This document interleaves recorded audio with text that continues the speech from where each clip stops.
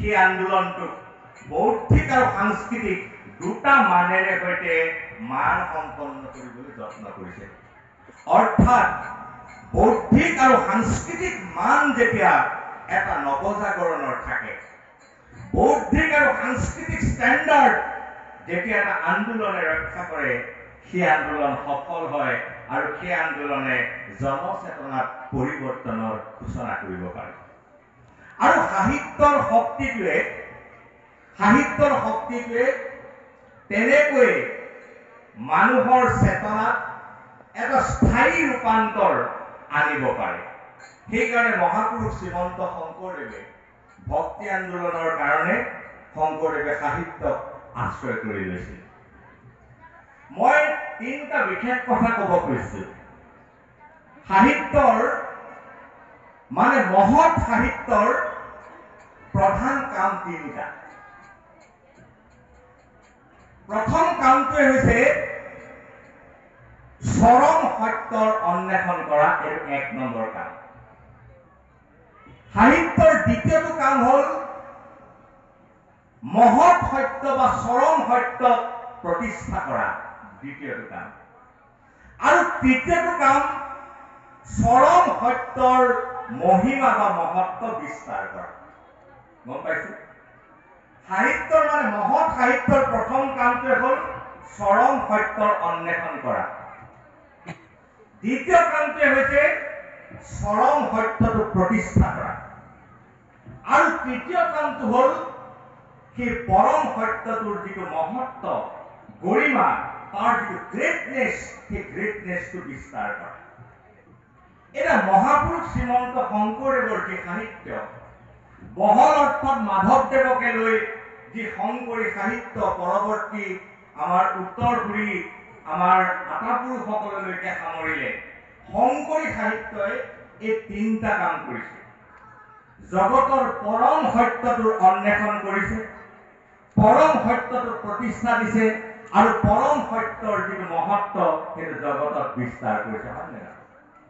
কেনেকে কৰিছে? মহাপুৰুষৰ আপোনালোকে কলম উলিয়াই ল'লে দেখা পাব। মহাপুৰুষে লিখিছে নহয়, লিখা নাই জানো? তুমি কেৱলে সঁচা মিছা সবে আনো, জানি জ্ঞানী গণে কৰে হৃদয়ত ধ্যান। এইটো পৰম সত্য। মহাপুৰুষে আকৌ লিখিছে, তুমি সত্য ব্ৰহ্ম তোমাকে প্ৰকাশ, জগত ইটো অনন্ত, জগততে সদা তুমিও প্ৰকাশা অন্তৰ্যামী ভগৱান। সেই সত্যটো যিটো আদিত সত্য, মধ্যত সত্য, শেষত সত্য, যি পৰম সত্য, সত্যৰো যি সত্য, সেই সত্য পৰম সত্য পৰম ব্ৰহ্মক প্ৰতিষ্ঠা কৰিছে গুৰুজনাৰ সাহিত্য। আৰু পৃথিৱীৰ সকলো মহৎ সাহিত্যই সেই সত্যটোৰ ওচৰলৈকে মানুহক লৈ যাবৰ কাৰণে যত্ন কৰে। আৰু মহাপুৰুষ শ্ৰীমন্ত শংকৰদেৱ গুৰুজনাই লগত মাধৱদেৱক লৈ দুইগৰাকী মহাপুৰুষে এই পৰম সত্যৰ কাষলৈকে মানুহক লৈ যাবলৈ যত্ন কৰিছে। বাপ বান্ধৱ আইসকল, গুৰুজনাৰ যি সাহিত্য, এই গুৰুজনাৰ সাহিত্য পৃথিৱীৰ সকলো সাহিত্যতকৈ কেইটামান কথাত বেলেগ। পঞ্চদশ শতিকাত, তাৰ আগত, তাৰ পৰৱৰ্তী কালত ভক্তি আন্দোলনক কেন্দ্ৰ কৰি বহুজন সমাজ সংস্কাৰকে সাহিত্য ৰচনা কৰিছে। কিন্তু গুৰুজনাৰ সাহিত্য আন কাৰো লগত নিমিলে। গুৰুজনাৰ সাহিত্যৰ কেইটামান একক অদ্বিতীয় মৌলিক চৰিত্ৰ আছে। সেই চৰিত্ৰকেইটা কি? আমি চাৰিটা দিশত গুৰুজনাৰ সাহিত্যৰ স্বতন্ত্ৰতা আমি বিচাৰ কৰি চাব পাৰোঁ। প্ৰথমটো হ'ল ভাৱ, দ্বিতীয়টো হ'ল বিষয়, তৃতীয়টো হ'ল ৰচনা ৰীতি, চতুৰ্থটো হ'ল আবেদন। এই চাৰিটা দিশত শংকৰ মাধৱৰ ৰচনাৰ লগত পৃথিৱীৰ আৰু আন কোনো সাহিত্যকাৰৰ কোনো কবি কোনো সমাজ সংস্কাৰকৰ ৰচনা নিমিলে। কি চাৰিটা?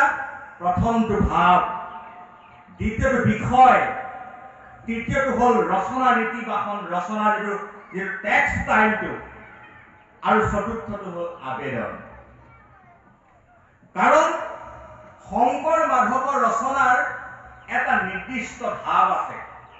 আজিকালি সেই ভাৱটোক অলপ অৱজ্ঞা কৰি তাৰ বেলেগ বেলেগ কথাবিলাকেৰে শংকৰী সাহিত্যক বহুতে মূল্যায়ন কৰিব খোজে। গুৰুজনাৰ সাহিত্যৰ এটা নিৰ্দিষ্ট ভাৱ আছে। সেই নিৰ্দিষ্ট ভাৱটো হ'ল কৃষ্ণ ভক্তি।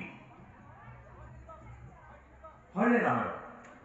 গুৰুজনাৰ সাহিত্যৰ এটা নিৰ্দিষ্ট বিষয় আছে, বিষয়টো কৃষ্ণ ভক্তি।